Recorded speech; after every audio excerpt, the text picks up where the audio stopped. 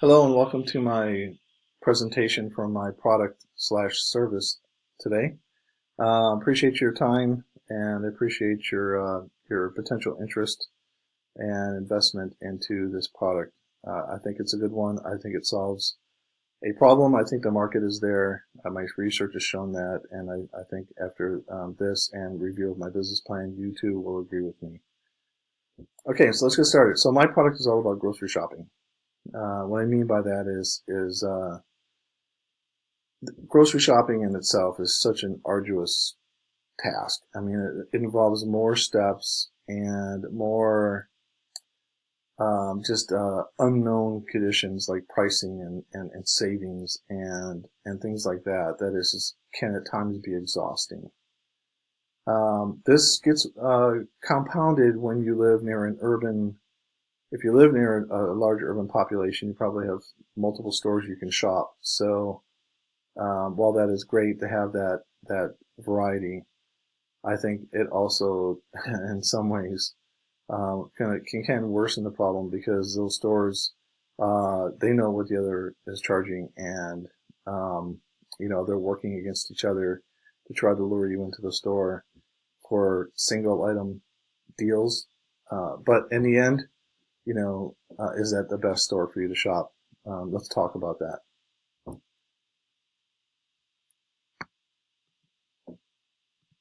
In my particular neighborhood, we have multiple stores. I have lots of choices, and if you live near, again, an urban population center, you too will have multiple choices to shop. Each store has something that they offer that's different and unique. It makes them unique. Whole Foods has all those organic foods and some really good foods and some interesting choices for food. Fred Meyer probably is more about price than Whole Foods. Kroger and Safeway kind of probably fill that middle ground between price and quality. But as I'll show you later, both of those are important. Price is extremely important. So choices are good. I like choices. I'm glad I have all these stores near me. But I also like to save money, as I'm sure you do. This particular receipt is a real receipt from a person I know. This person went to the store, came back, didn't buy a lot of things, but hey, lo and behold, this particular she saved 16%. Excellent. That's great. I think it's great. I hope it's great. I just don't know if it's great. I don't know if that's the most this person could have saved. This particular day, she went to Safeway. Could she have saved more at Fred Meyer or Kroger? What's most important to her? Savings, quality, both? People need choices on their whole list, not just single items, and we can fix that. Because we have a problem. There is a lack of comprehensive real-time grocery list pricing, and that is bad. So you will see later on, I'll show you, there are apps that you can use to compare prices for particular items, but nothing for the complete list. And so it's bad for us today. It's good for us here as an opportunity. You see here, this poor woman, she's probably spent too much. She's got, quarters and nickels left to her name. Not good. This poor guy, it's probably like me. He's got so overwhelmed and exhausted with trying to find the best deal, knowing that deep in the back of your mind, where you are is probably not the best deal because you just don't have the tools that you need. So welcome to Smart Shopper. Smart Shopper is an app. It's a mobile app, and what it will do is it will allow the input or creation of grocery lists, and then it will go out and query and compare pricing from various stores and return to you the aggregate list price for a particular store compared to other stores. I know that sounds like a mouthful, but essentially it is very simple. Basically, the person would create a grocery list. They would select multiple stores to compare, 3, 4, whatever the stores in your neighborhood. The app will return the list prices, the item prices, and the overall list price for that particular store for your particular list of grocery items. By doing that, you now have the data. Okay, that's key because you may be in a position where you know that Whole Foods has the highest price for your list, but maybe quality for those items you're looking for. You know that Whole Foods has the best quality for those items, so you're going to look past the higher list price and shop there anyway. There will be other times when those ingredients, quality may not be such a concern, like toiletries, household items, and things like that, where they're pretty much the same. I mean, let's be honest, they are. Paper towels, just need a paper towel, and I don't want to spend an arm and leg to buy them. So the bottom line is you save money. Saving money is what we're after. It's what we're all about right now here today with this app. Here's an example list of ingredients that you might look at, and what this might look at like using the app or the website. The products, the different here in this case, we're comparing the prices at 3 stores, and then there's a total trip cost that again the consumer can look at, the end user can look at and say, yeah, I want to, in this case, shop at Whole Foods, Denny, because they're cheaper for those particular items.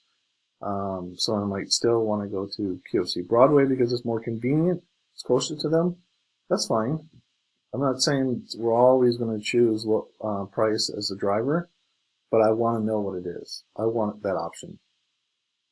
Is it worth it for me to save, $14 on some days, some weeks, some months? Yes. For some families, yes. That's going to be enough to push them towards a different store based on this information. So what's the value proposition? So there must be value for the customer and for the grocer. We can't leave the grocer out because we're partnering with the grocer. The value proposition for the consumer is saving the most money possible for their entire grocery list, and I think we've gone over that pretty well. The value proposition for the grocer is increased foot traffic in their stores, and this is very important for them because they are coming under increased competition from online grocery shopping and grocery delivery services. So if they lose foot traffic to their store, they lose those impromptu buys. I'm there to pick up some steaks and some other things, but as I'll cut through produce, I'm looking and I see these fresh apples that we just put out, and they look magnificent. Those are sort of impromptu buys. So I might pick up this, that, and the other while I'm in the store, even though I never intended to, simply because the store has done a good job of displaying those items, and they happen to have a good quality and good quantity. So that's where the grocer, that's where their value is. They will enjoy some increased foot traffic, and we know that that will increase their volume, and greater volume is more profitability for them. So this is a win-win for both. I've conducted primary research over the last couple of years. I have 5 gurus that I've pulled in. They're professionals, experts in their own area. I also have targeted mostly groups of 10 potential customers and interviewed them against the 9 building blocks of a standard business model, which I'm sure that you're being here as a angel investor, I'm sure you're familiar with that. If not, it is detailed in my overall business plan for this product. Essentially, it came out of that research with knowing many things. One was a target customer, but the second was validation that some of the things that I thought going into this were actually true, and that is that people are interested in saving money, and they would use a service. Overall, overwhelmingly would use a service that would help them save money, even if they're not going to a different grocery store. From my gurus, I wanted to get their input on whether this was a valid and a potentially profitable business, of course. And that starts with knowing that if or if not, there is a unmet need served. In this case, there's nothing like this out there. There are things that are close, but there's nothing that does quite what this does, and this is good for us all here today. Target customer profile is Leah and Ronnie. So this came out of some research as well. College educated, tech savvy, that's important for being adaptive to different kinds of tools and technology. Active in social media, because we want that as part of our marketing campaign. We will be using different social media, Instagram, Facebook, Tumblr, things like that. And we want people that are interested in, target people that are interested in saving money. Of course, they would be price sensitive, and they are also looking to save time. This particular age group, it's 30 to 49, because they have, although they have a lot more income, they have a lot less discretionary income because they're buying bigger items. Homeowners, car owners, boat owners, things like that. Bottom line, they need to save money. So the industries we'll be working in are two, really: the smartphone mobile app industry and the grocery industry. As you can see here, the smartphone mobile app industry is really quite large, 11.9 billion, based on this research. And the segment, or the area we will be going after will be in this other area, which is the white area, which represents 27.8% of that $11.9 billion market. Smart shoppers also obviously in the grocery industry, which is huge, and we will definitely be a player in that. As you can see there, the growth for grocery industry is not great over projected to 2022, which is important for the grocery industry to bring more people into the store and make more money. The smart shopper will drive that foot traffic into the grocery store. Cash is king. So if cash is king, then price is queen. This is what I was talking about earlier. So if you look at North America, which I've got circled here, the top two, based on this Nielsen data set, the top two of the three things identified as being important to grocery shoppers. Number one is price. Number two is convenience. Number three is product quality. We've discussed all three of those today. And this, I think, further validates what this product is about and what we plan to do. Bottom line is there's opportunity here, market growth. The number of mobile internet connections and the percentage of services conducted online are just almost straight lines up. Just tremendous growth up through 2022, and I'm sure beyond that as well. There is a convergence. Grocery shopping online in general, but here we're talking about today is grocery shopping, and the use of mobile devices is converging more and more, and we want to be part of that. There's competition out there. There's online grocery shopping, Amazon Fresh, Shop Safeway, Kroger Click. Those are all grocery-owned websites. We've talked a little bit about that. There are some grocery shopping apps as well: Grocery Pal, Grocery IQ, Infobottle. Yeah, sure. While they can shop for a single item and compare item prices, they cannot compare a list price. We are the only ones that can do that, so we hold that advantage. Smart Shopper Leadership Team.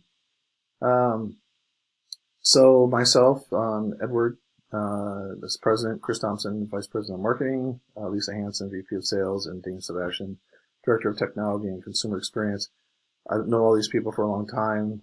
They're amazing, they're excellent, they're smart, and with all four of us here, we will definitely be successful. What's in it for you? Yeah, so we're asking for $900,000 at startup to cover programming, product development, and salaries, and marketing, and other associated costs.